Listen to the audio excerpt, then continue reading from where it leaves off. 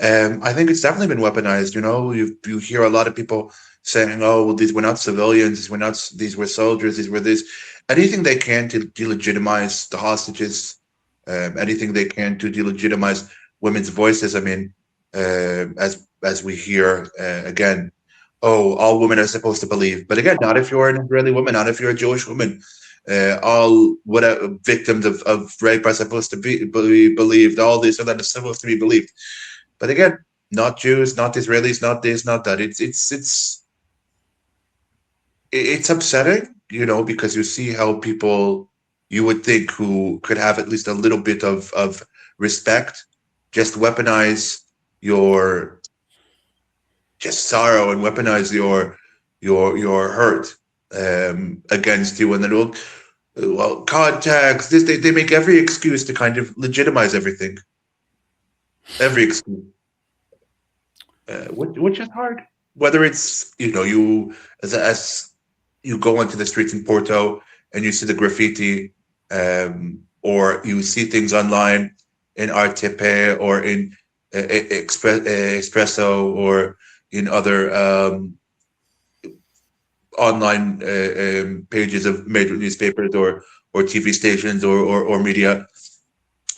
They just don't get it. There is a very much a kind of cut off from the reality on the ground. The majority of I think a lot of people just don't get if you don't live there, if you haven't been there, if you haven't understood kind of how life is on the ground. And majority of these people just believe that they know everything without ever having stepped foot on the ground. Yeah, I'd say there's a lot of misconception which is generated on social media.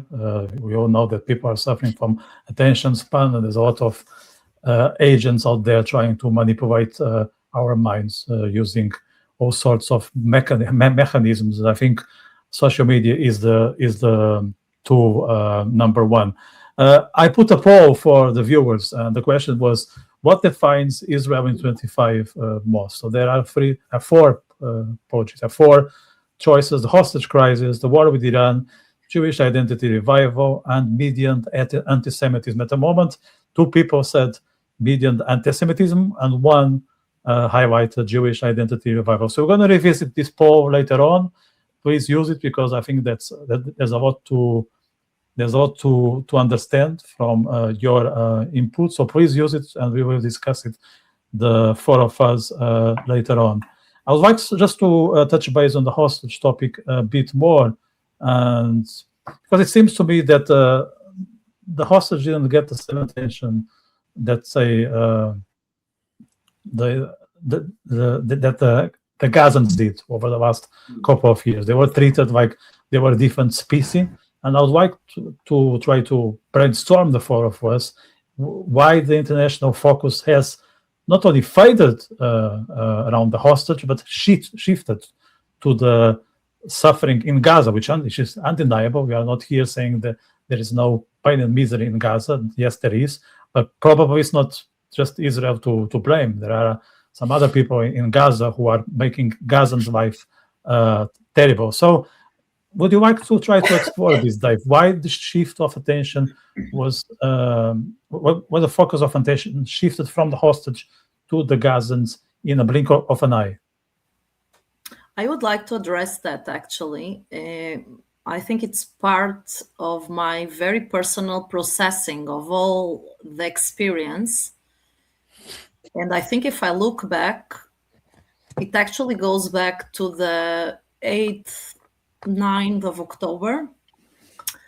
If we think about it, much before it was any suffering in Gaza going on, we immediately saw a response that I remember to have this sense of when the 7th of October was happening and I was getting the dimension of what was actually going on. I actually had a sense of that I felt very guilty about to make this internal connection, but a sense of like, oh, this is so horrible and so devastating, and it could have been me, and I can't believe this is happening, and how is this going to progress, and all these layers. And then on the parallel, I got this sense, oh wait, but there is here an opportunity for the world finally getting what we are dealing with. Excuse me, we are all dealing with winter. And I think the challenge That's some of what for I'm me, drinking. yeah, we can like all offer. Actually, I'll take my water. Thank you very much. You're your kakubach limon. That's what I would definitely do. Anyway, but I think like for me, the sense of awkwardness, it actually happens straight away. The lack of immediate response of people, it took me a lot of time to understand this. I think I had to go through the war and start to see the way things evolved, and the attempt we have to actually highlight it's about children and innocent children and the Bibas family pictures and all of it. Nothing seemed to wake up people on a more global scale. And now I look back and I realize that people were just actually assuming perhaps we deserve it. Can I respond to that? Perhaps Yeah. the background of the war was much more. So there was a sense of like feeling of people in that region have complicated things going on. So that's it. This is just like a part of it.